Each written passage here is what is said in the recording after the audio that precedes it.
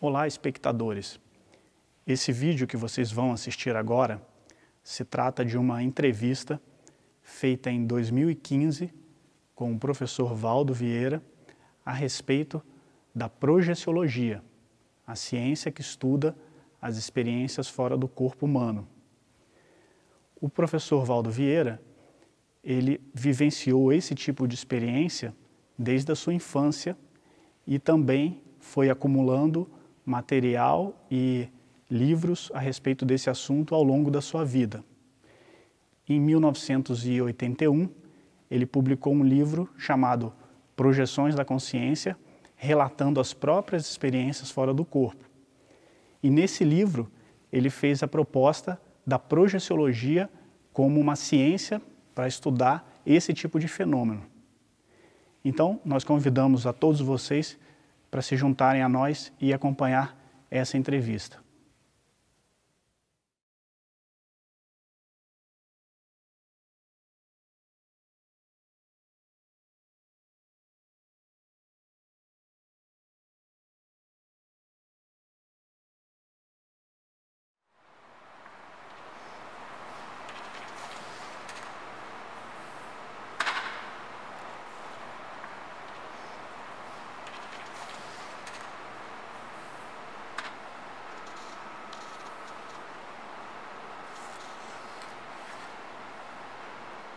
Toda a fenomenologia, autoscopia projetiva, autoscopia interna, autoscopia externa, paralelos entre autoscopia externa e projeção consciente. Por aí vai. Meio e materialização. Estado de animação suspensa, isso é que é a base. Professor Valdo, explique para a gente como que eram as iniciações no Antigo Egito. Olha, o que eu lembro, e que é um processo muito antigo, e é difícil até historicamente a gente situar, identificar os detalhes dos cenários, era o seguinte: havia um local de iniciação fechado. E esse local, então, a gente entrava dentro de um caixão de granito, de pedra, e tinha umas senhoras que tomavam conta da gente. Ali a gente era internado e ficava numa posição praticamente sarcófago, relaxava e procurava sair do corpo. Aquele caixão tinha buraco para entrada de ar, só. E era tampado, e silêncio absoluto por todo lado. Agora, fora do processo daquela área de iniciação, havia como se fosse uma barreira, uma muralha, que ia para o lado de fora da muralha. Lá fora havia uma espécie de círculo, onde ficavam as autoridades. Agora, o que se passa? Junto com isso, havia do lado de cá o sol. Então, pelo sol, a gente sabia, o sol do crepúsculo. Essa área, ou época, ou horário crepuscular, é esse mais ou menos das 6 horas da tarde de hoje e tal. Que eles chamam que é o horário da angústia humana e outras coisas mais. Agora, o que se passa? É nessa hora que ocorre a xeroftalmia. Quando a pessoa que está acostumada a ver o claro começa a ficar escuro, ela não fica boa. Na oftalmologia, os olhos, o processo da visão não fica bom. Mas na hora que vai escurecendo, então, é que vem o crepúsculo propriamente dito. Então, eles tinham essa relação do processo da materialização de fora, acompanhada pelo cenário do crepúsculo. Aquilo, eles devem ter estudado, a turma toda estudou, para ver a manifestação de energia. Agora, a gente tinha que sair daquele caixão de pedra, todo lacrado, fechado, e sair, atravessar a parte da barreira que havia, que era um paredão que havia para isolar aquela parte interna, e você ia na parte externa, e lá no meio daquele grupo você dava um sinal que você estava fora do corpo. Eu, por exemplo, quando saí do corpo e apareci lá, eu mostrei a minha mão direita. Você está entendendo? Eles viram como se eu estivesse saudando o povo e cumprimentando. Entende? Com a mão. Assim. Então aquilo provou. E eles viram, aqueles que lá fora tinha aquelas pessoas que já tinham passado por iniciação, tinha clarividente, eles viam que era eu, que tinha que ter assim um consenso, entende? Agora, quando acontecia isso, você passava pela iniciação, você era ungido na condição quase que de Deus humano na história ali, e ajudava o faraó, as autoridades, os outros colegas da gente. Aquilo era para o resto da vida. Agora, o que eu vi é o seguinte, isso era o clube do Bolinha. Só tinha homem nessa história. Eu não lembro de ter visto as mulheres. As mulheres ajudavam a pessoa, aquela que tinha mais afinidade, ajudava o homem a sair lá. Então, passava as coisas no corpo dele, limpava ele todo antes. E depois tinha que dar um banho nele, a hora que saía. Agora, aquilo tinha uma iniciação classificada, marcada, tudo bonitinho. Ou a pessoa passava ou não passava. Está entendendo como é que é? Agora, o que eu vejo é o seguinte, era, vamos dizer, um processo radical, físico, extrafísico, precisar de ter muita energia. E essa iniciação, ela era feita com muita gente ou haviam poucas pessoas? Não, ninguém sabia disso, isso tudo era assim muito encoberto. Havia um processo, um verdadeiro tabu, devido ao processo da morte, porque eles consideravam que isso era acabar com a morte. É uma semi-morte ou uma falsa morte, pseudo-morte. É o processo da dessomatologia. Agora, aquelas autoridades que ficavam lá fora, tudo era gente de gabarito, era o top. Você está entendendo? O máximo do povo que havia. Os governantes e os faraós sabiam dessas iniciações? Não, eles estavam tudo lá no meio. Essa turma é a cúpula. A cúpula estava ali, entende? Agora, essas pessoas que passavam pela iniciação eram vistas com os outros olhos, que tinham mais autoridade dentro dos processos que havia lá para dar opinião, mexer com isso, aquilo. Agora, eu julgo que esse processo é um dos mais antigos do Egito, é no início do princípio, do começo da civilização egípcia. E foi isso que mais tarde eles começaram a aparecer assim, por exemplo, com o processo dos sacerdotes, esse tipo Horus, essa coisa foi depois. Agora, esse é que, vamos dizer, fizeram o assentaram o problema extrafísico e começaram a dar valor para a morte, porque sabia que as pessoas não morriam. O conhecido Livro dos Mortos, ele foi escrito depois desse período? Foi. Agora, eu penso que isso aí é o início do princípio do começo. Agora, eu lembro que, na ocasião, eu lembro de duas pessoas que me ajudaram, que eram mulheres, e lembro também do Eurípides Barçanufo. O Eurípides foi iniciado antes de mim. Ele também apareceu alguma coisa dele lá na hora. Agora, é muito interessante pensar como é que eles tinham noção do processo astronômico, dos equinócios, dessas coisas todas, entendeu? E isso é a civilização antiga deles. Tem muita coisa obscura. Eu procurei ver algum local, eu já vi coisa parecida, mas não era exatamente aonde a gente fazia a iniciação. Esse local, ele era fechado? Era fechado, porque a iniciação, por dentro e por fora. Agora, ninguém aparecia, não tinha multidão e nada disso, era tudo escondido. Entendeu? O povo ficava distante, não tinha nada a ver com isso. Agora, com o tempo, entre eles, aquele número aumentou, né? A gente não sabe quantas gerações isso aconteceu.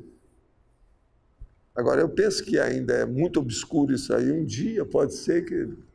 Outra coisa, eles evitavam de fazer a popularização disso. Eles ungiam essa condição de uma tal maneira que não podia ficar assim, você está entendendo? Sem valor. Eles valorizavam o processo por causa do fenômeno. Mas eles achavam também que aquilo não podia comunicar para a população inteira, senão ia criar problema. Entende? Agora, é tanto que eu procurei, por exemplo, nos hieróglifos, as coisas todas, de toda aquela linguagem deles, eu nunca achei nada parecido que desse insinuação sobre esses assuntos do jeito que é que eu lembro. Agora, o Eurípides Barçanufo, eu encontrei com ele fora do corpo e falei, ele sabe disso, ele lembra de tudo também, ele lembrava. Agora, eu penso que quem passou por aquela iniciação conhece tudo sobre as iniciações posteriores através de milênios. Ele ficou conhecendo, até chegar no tempo atual. É tanto, por exemplo, que quando eu fui entrar na maçonaria, eu vi que aquilo era muito primário. Que eu lembrava de coisa muito mais séria do que tudo aquilo. E a própria maçonaria tem a sala dos passos perdidos, tem uma sala que é o recanto de reflexão, entende? É uma opção de coisa assim, mas não é a mesma coisa. Agora, a gente vê que o problema todo, como sempre foi, é da vontade, é a exaltação da vontade da pessoa, movimentando as suas energias, a sua consciência, para produzir o parafenômeno. Das iniciações que houveram na história humana, o senhor acha que essa do Antigo Egito foi a mais séria? De tudo que eu lembro, é das mais antigas e das mais, vamos dizer, marcantes, de tudo que eu lembro. O que o senhor diria para uma pessoa que deseja encontrar extrafisicamente, através da projeção, um parente que já passou pela morte biológica?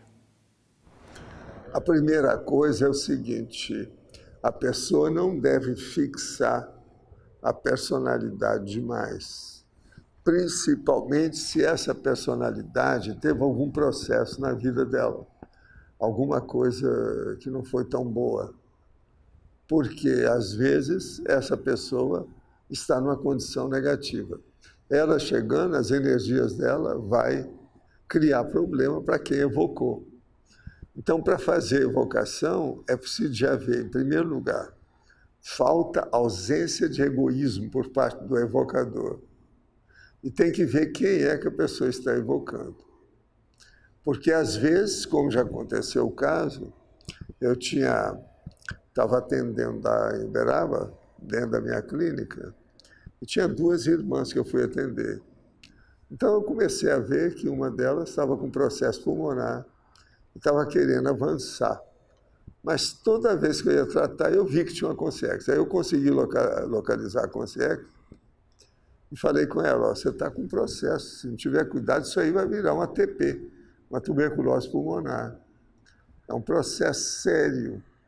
Agora, tem uma consciência que nós vamos retirar aqui de você. Eu estou vendo isso desde o primeiro dia que você apareceu. Mas agora a gente já localizou, identificou quem. Agora vocês vão identificar. Então, eu fiz o desenho da consciência que apareceu, com todos os detalhes da história. Aí as meninas falaram, não, esse é o meu avô. Agora eu falei com ela, essa que estava com processo pulmonar, quem é que ele tinha mais afinidade? Ela falou comigo. Agora, ele morreu, ficou perto dela, a tuberculose dele, com a situação toda, predispôs alguma coisa, estava montando a tuberculose em cima dela. E ela não esquecia o avô, todas as lembranças, presente que o avô deu para a neta, aquele negócio, ela guardava tudo. Então, o que eu fiz? Demos um jeito de afastar o avô, tratei daquele início de TP da moça, E falei com ela, esqueça seu avô, que ele agora vai caminhar, tem que seguir o destino dele. Então, acabamos com bagulhos energéticos, as coisas todas que tinha, ela melhorou totalmente. Agora, a outra irmã dela era mais moça, estava com outras coisas, não tinha nada a ver com isso. Mas o avô, a evocação é da menina mais velha. Agora, quando eu vi isso, eu falei assim, olha, o processo pulmonar é um dos mais sérios que tem para fazer assimilação simpática das energias das consciências. Porque você respira sem parar o tempo todo, a pessoa fica aí. Agora, eu já vi gente com possessão devido ao processo pulmonar. Entende? Agora, esse caso abriu muito meus olhos a respeito da clínica, para ver os processos de assimilação, de interação energética entre consciência e consciência. Agora, a gente não pode estar fazendo evocação de qualquer pessoa. Não cria problema. Até que ponto a projeção lúcida ela pode modificar o paradigma de vida de um indivíduo? Na verdade, querendo ou não, seja quem for, se a pessoa tem uma projeção consciencial lúcida de alto nível e que ela tenha um certo equilíbrio de analisar a sua vivência, a vida muda totalmente, muda tudo. Porque já não existe mais vida material. A pessoa vai começar a ver a si mesma como uma consciência extrafísica. Então, essa vida aqui começa a ficar menor, pequena, de menos efeito e importância, e ela começa a ver isso que nós chamamos de proex. Então, a projeção ajuda demais a programação existencial da pessoa. E ela começa a minimizar as coisas humanas que ficam tudo por aqui mesmo. Então, o problema da a reciclagem interconsciencial é praticamente inevitável para o projetor ou a projetora consciencial veterano. Não tem saída. Se ela faz a projeção com consciência, ela começa a andar com maior equilíbrio. Ela arranja rotinas úteis para viver. Ela não fica alienada. Agora, não pode ter, nesse caso, o processo da devoção, da idolatria, do fanatismo.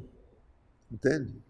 Por isso que eu escrevi esse livro, aqui, o Projeciologia. Demorei 19 anos para fazer esse livro. Agora, tudo para pesquisar, tudo que havia na praça, internacionalmente falando, a bibliografia, tudo que havia.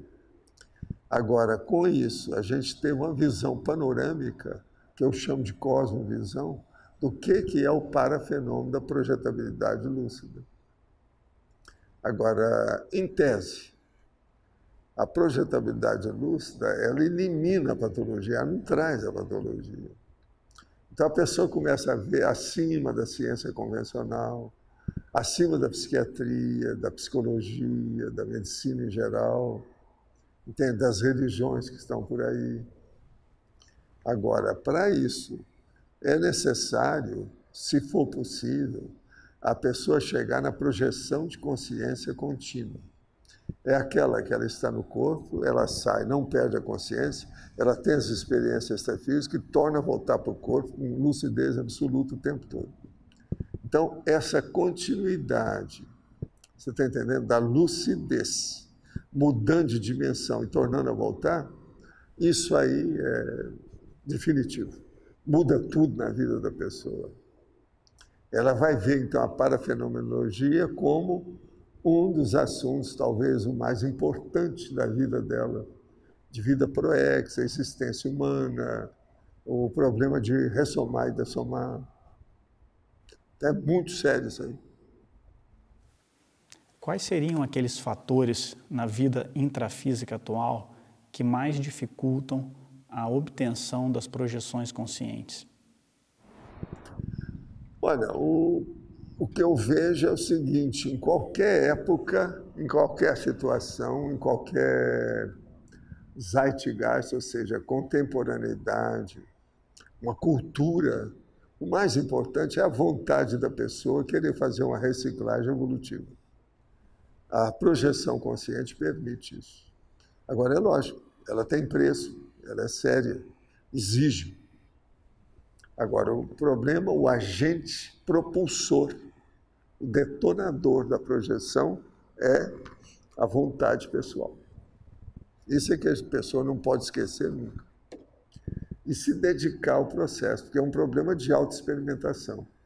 Então, a projeção está bem dentro do problema do princípio da descrença, que é um dos paradigmas da conscienciologia. Não acreditar em nada nem em ninguém, nem naquilo que você leu, naquilo que você ouve, mas fazer a sua experiência para tirar as conclusões por você. Agora, a projeção é ótima, porque você sai, vai lá, vê, verifica. Outra coisa que a projeção ajuda demais, você diminui a vontade de fazer turismo. Eu nunca fiz turismo do jeito que o povo faz no normal. Eu sempre fazia uma excursão científica de pesquisa. Agora, também só depois de ter saído do corpo e ido naquele lugar, para ver se interessava aí ou não. Tem muito lugar que eu não fui, porque o ambiente não era bom, eu via fora do corpo, eu não vou perder tempo de vir aqui. Então, é muito importante o processo da geopolítica humana, dos holopensenes, os ambientes, as atmosferas de vida, para você selecionar aquilo que interessa, o que seja mais importante para a sua evolução, para a sua cognição, seu conhecimento, sua melhoria. Qual seria a relação entre a proximidade com a natureza e o desenvolvimento da projetabilidade lúcida?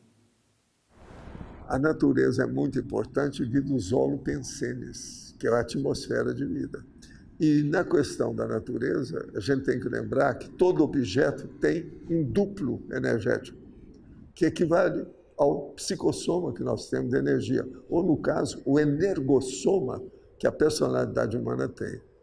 E na questão, por exemplo, vegetal, por exemplo, tem a lignina, que equivale ao ectoplasma nosso.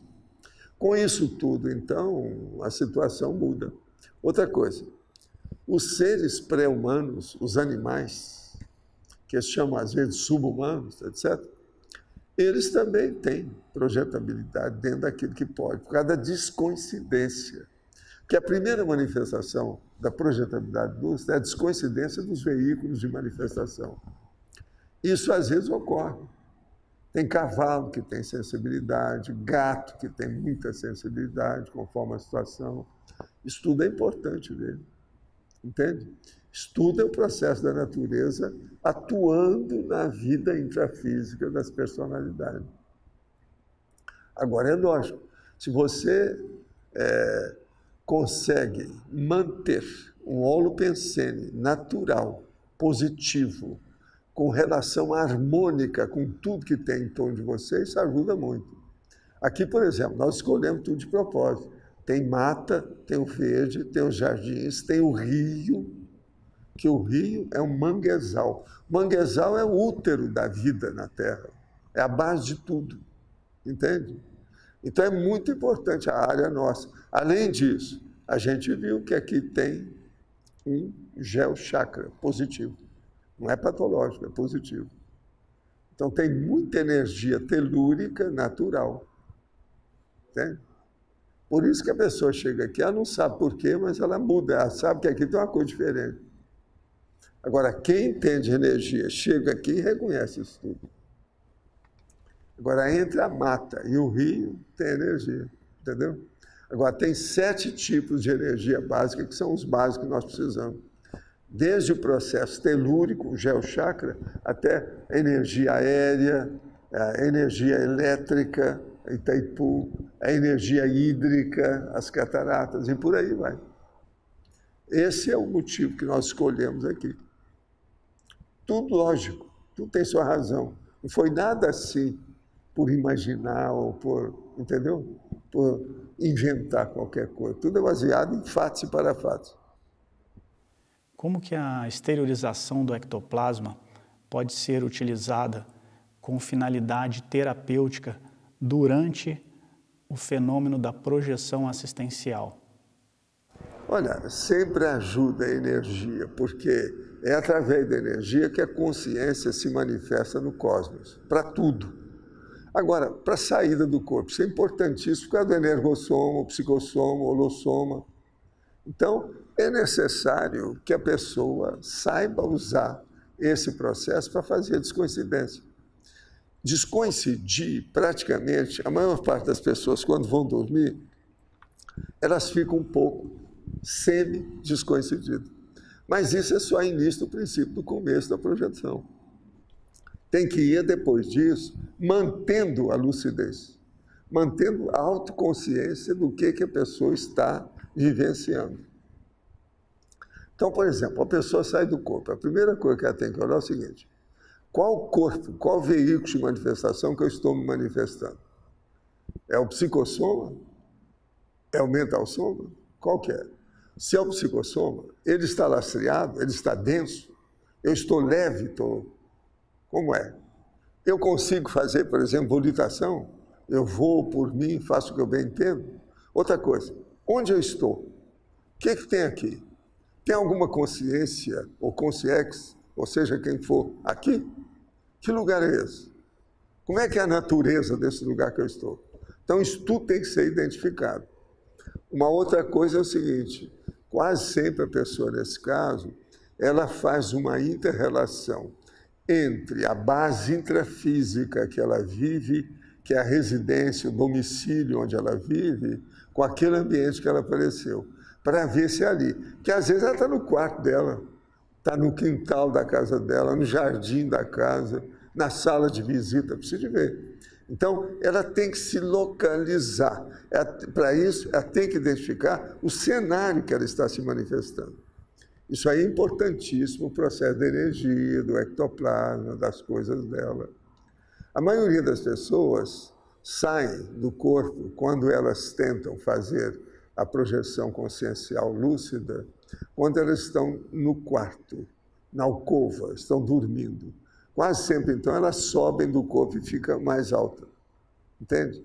Ela flutua sobre o corpo humano que está dormindo. É assim que acontece. Por isso que, às vezes, a interiorização, ou seja, o retorno da pessoa para entrar no corpo, é muito fácil, porque está tudo perto. Se a pessoa começar a pensar muito no corpo, ela faz a atração do corpo, puxando o psicossoma. Ela volta para o corpo, ela interioriza.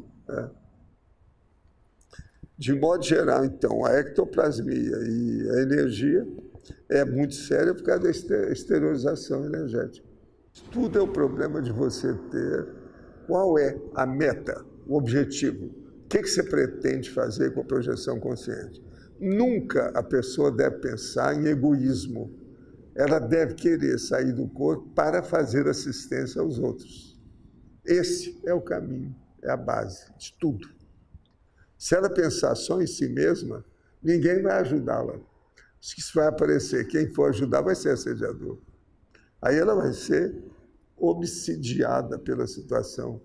Ela vai ser perseguida pelo processo. Isso não resolve nada, isso não é. Isso aí é patológico.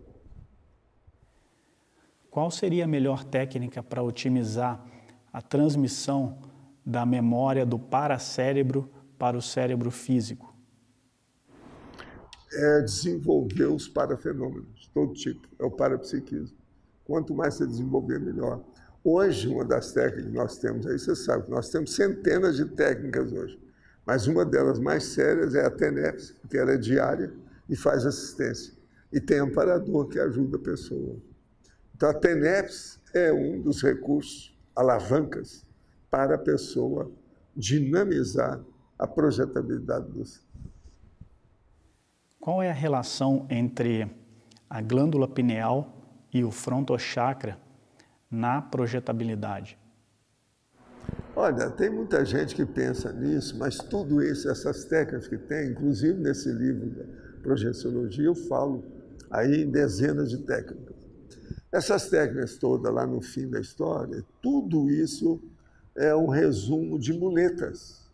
Muletas da imaginação, muletas de sugestão, para a pessoa sustentar o processo e levar à frente.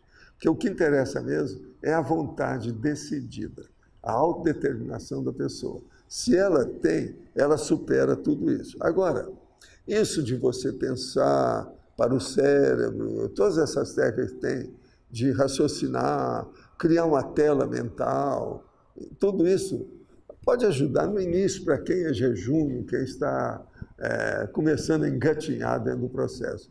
Mas com o tempo tudo é um problema da vontade e você saber fazer o relax. O relax psicofísico, muscular, é importantíssimo para a pessoa se projetar. Entende? Agora, qual é esse relax? É aquele que você deita em decúbito dorsal com as costas em cima do colchão da cama e fica com sadia do corpo. Quanto mais sadio, melhor será a sua memória e também serão os atributos, os paratributos, meta-atributos, paratributos, aqueles grandes do mental soma fora do corpo. Com isso, você vai registrar mais, você vai ter a retenção das suas vivências. Uma pessoa, por exemplo, se ela tem um fenômeno da quase-morte, a pessoa sai do corpo, fenômeno da quase-morte, mas não é o ideal. Por quê? Ainda é patológico. Isso aí não interessa tanto.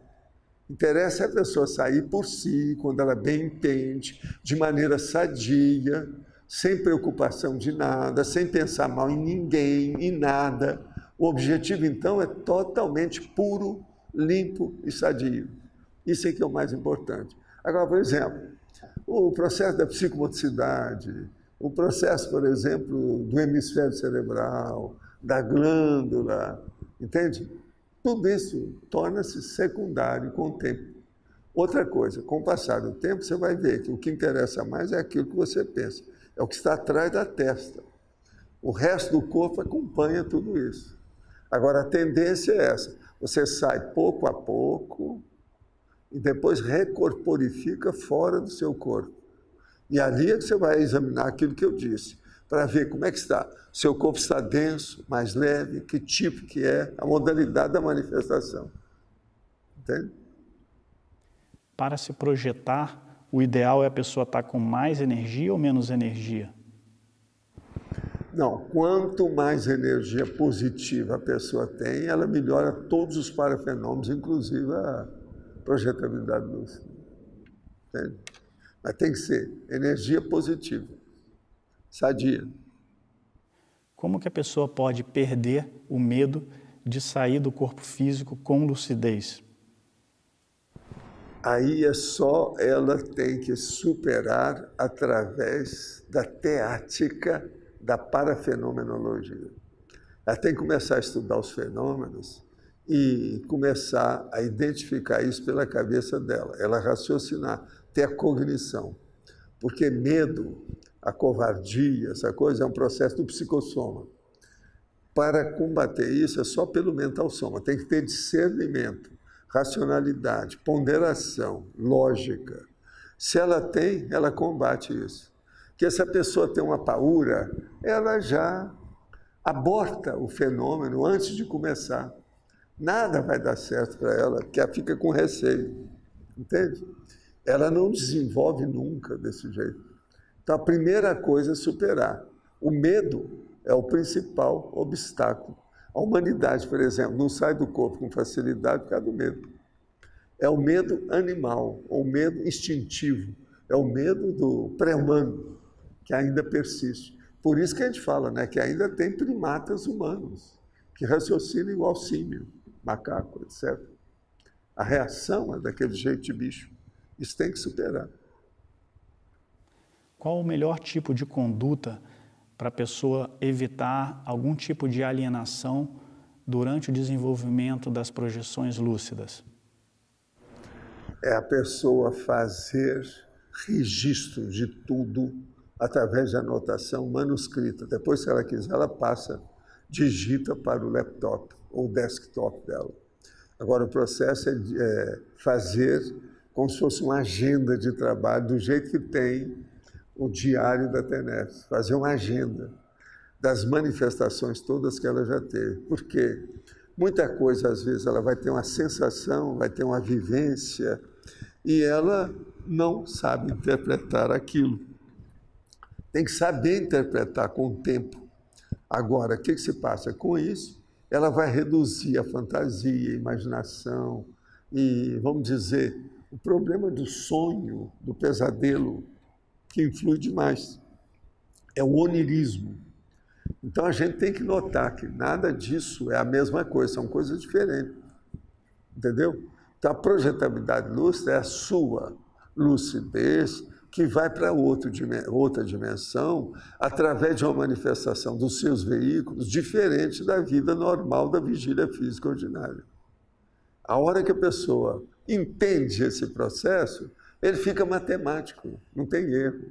Aí a pessoa não vai ter medo, ela não vai ter mais dúvida a respeito do que acontece, entende? Ela, enfim, ela faz barba, cabelo e bigode, como nós falamos com a projeção. Ela estabelece, entende, a vivência extrafísica.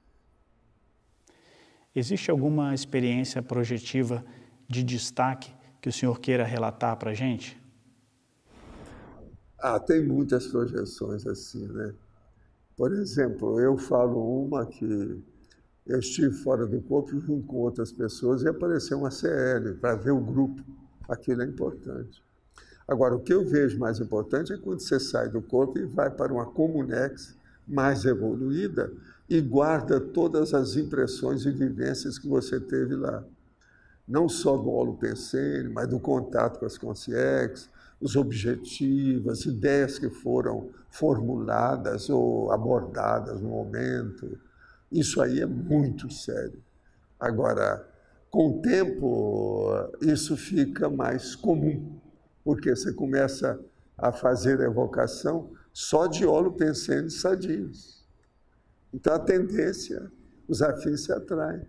Você começa a ter só contato mais com o amparador de alto nível. Agora, com a projetabilidade lúcida, com o tempo, você transforma a TENEPS em OFIEX. Aí a ofiexologia, a OFIEX pessoal, muda toda a vida da pessoa. Ela aí já é desperta, ela já está caminhando para ser semiconsciex, muda tudo, entende? O senhor gostaria de deixar alguma mensagem para os pesquisadores e pesquisadoras interessados na temática da autoprojetabilidade lúcida? Não, o que eu vejo é o seguinte, a minha mensagem para todo mundo sobre projetabilidade lúcida é o seguinte: toda pessoa sai do corpo em parte, mas sem muita lucidez. Por isso que estou falando, onirismo, a hora de dormir, todo mundo descoincide alguma coisa. Isso não vale nada. Isso ainda é uma reação animal, de bicho, primata. Nós temos que superar essa condição com lucidez, sabendo o que a gente quer. Agora, para isso, a autodeterminação e a memória são condições essenciais, insubstituíveis, para a pessoa alcançar isso, esse estado. Agora, o que eu vejo é o seguinte: qualquer pessoa sai do corpo mesmo, naturalmente, mas a maioria de uma maneira primária, ou que a gente pode dizer patológica. O problema é sair do corpo com lucidez de uma maneira homeostática, sadia, equilibrada, objetivando a interassistencialidade da TARES, fazer a tarefa do esclarecimento. Por isso a TENEPS é importantíssima nessa situação. O diário da TENEPS vale tudo.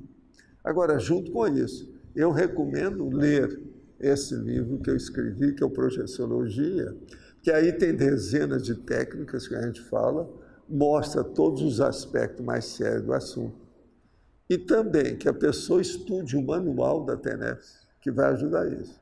Agora, na prática nossa, na Cognops, é a pessoa ir aos laboratórios conscienciológicos, ela examinar todos os dados e prescrições que tem hoje na enciclopédia da conscienciologia, ela debater os assuntos, inclusive aqui nas nossas, a mini tertúlia, a tertúlia da tarde, abrir o jogo e enfrentar o assunto, o problema. Lembrando que sem pesquisa, ninguém evolui. A pesquisa é baseada ou fundamenta o processo da evolução consciencial. A pesquisa é a experimentação pessoal. Então, o problema é não acredite em nada, nem no que eu estou falando. Faça a sua experiência e tire as suas conclusões.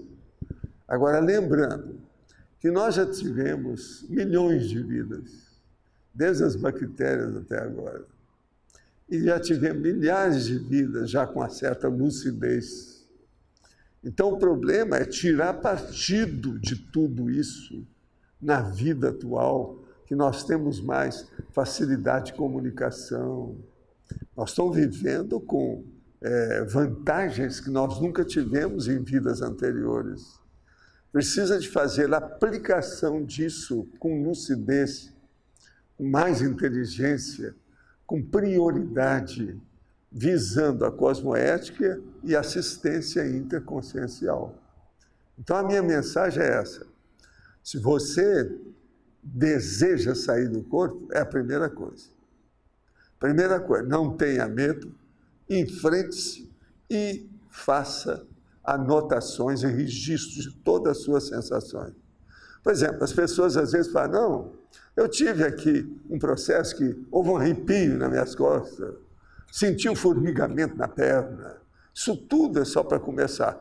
Tem que ver com calma as sensações que a pessoa tem, porque é assim que começa o processo de ectoplasmia, de energia, de manifestação dos fenômenos.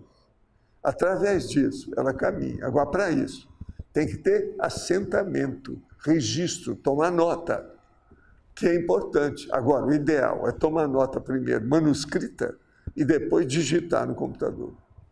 Esse é que é o caminho melhor para qualquer coisa e qualquer pessoa.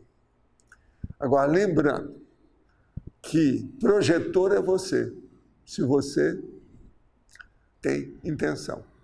Se você tem intenção, fortaleça essa determinação que você sai do corpo. Outra coisa, quando a pessoa demonstra boa intenção para desenvolver a projetabilidade lúcida para ajudar os outros, os amparadores extrafísicos vêm e fazem extrapolacionismo com a pessoa. Aumenta a capacidade dela de uma hora para outra.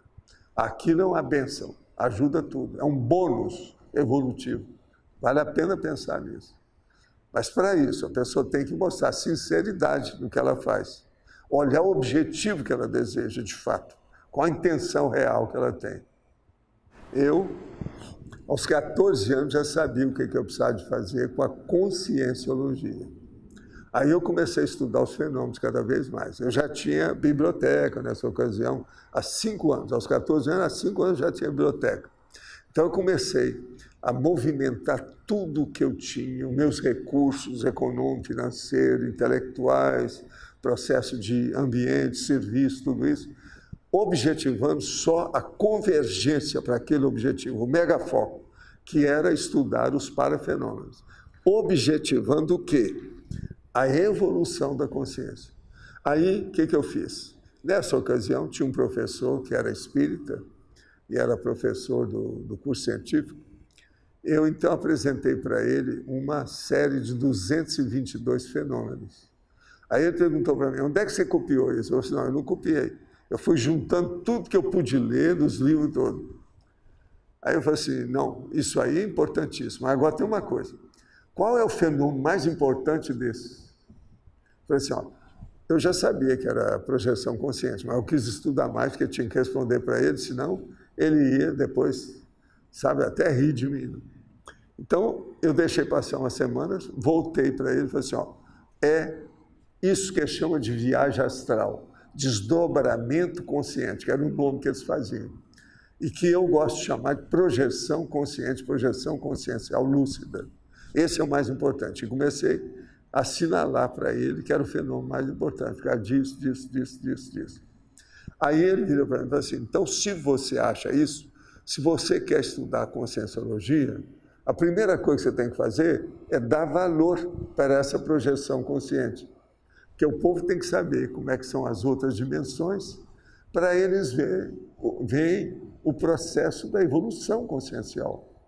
Então, eu comecei a raciocinar. O jeito eu trabalhava no movimento espírita. Então, eu falei assim, quando eu sair, eu vou me dedicar o tempo que for para fazer, primeiro, um livro grande, de alta abrangência, mostrando o que é a projetabilidade lúcida, para ser a entrada, a introdução do processo da conscienciologia. Então, eu tinha 14 anos, foi em 1946. 20 anos depois, eu consegui deixar o movimento espírita em paz, tudo com calma. Foi em 1966, 20 anos depois. Aí eu comecei a trabalhar com o processo da projetabilidade, seguindo todo o meu plano. Eu já tinha muita anotação, um banco de dados enorme, tudo aquilo. E trabalhei 19 anos em cima disso. Quando eu cheguei com 19 anos, que eu vi, falei assim, não, agora eu já posso publicar, que já vale a pena. Aí fiz a primeira edição gratuita, porque o povo que eu queria atingir precisava de ser gente que tivesse boa vontade, não interessava se tinha dinheiro ou não. Então eu fiz o primeiro volume e distribuí gratuitamente, 5.000 exemplares. Mandei para a biblioteca, para as pessoas, e eu pedi o seguinte, a pessoa que visse e achasse que tivesse muita coisa errada ou fizesse uma crítica, ela podia fazer a revisão do livro e depois mandar. Se a pessoa quisesse, eu mandaria um outro exemplar novinho para ela. Eu fiz isso com muita gente. Centenas de pessoas atenderam esse meu pedido. Isso também ajudou a ver a panorâmica e aumentar o processo, você está entendendo? Da pesquisa sobre projetabilidade lúcida. Agora, em 1986, quer dizer, 20 anos depois, eu publiquei, no dia 31 de janeiro, eu publiquei o livro e comecei a mandar para todo mundo. Tá?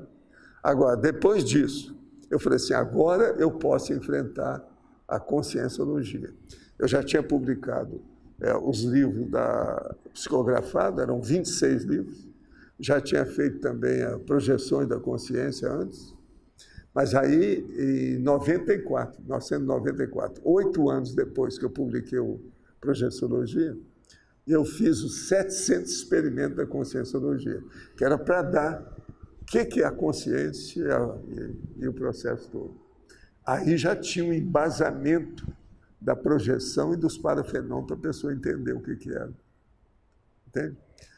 Agora, com isso, eu criei o Centro da Consciência Contínua, foi o primeiro que eu fiz, entende? Para dar força, né, para o problema. E depois nós deixamos o Centro da Consciência Contínua, porque esse é que eu mandava os livros para as instituições, os processos das bibliotecas, no Brasil, no exterior, tudo lá. Isso aí também ajudou muito. Olha, em nome dos pesquisadores da Projeciologia, nós gostaríamos de agradecer, né, a disponibilidade que o senhor ofereceu aqui de estar respondendo a essas perguntas. Muito obrigado. Eu agradeço essa oportunidade de vocês aí que me deram para falar sobre esse assunto, que a projeção é um assunto seríssimo na vida humana.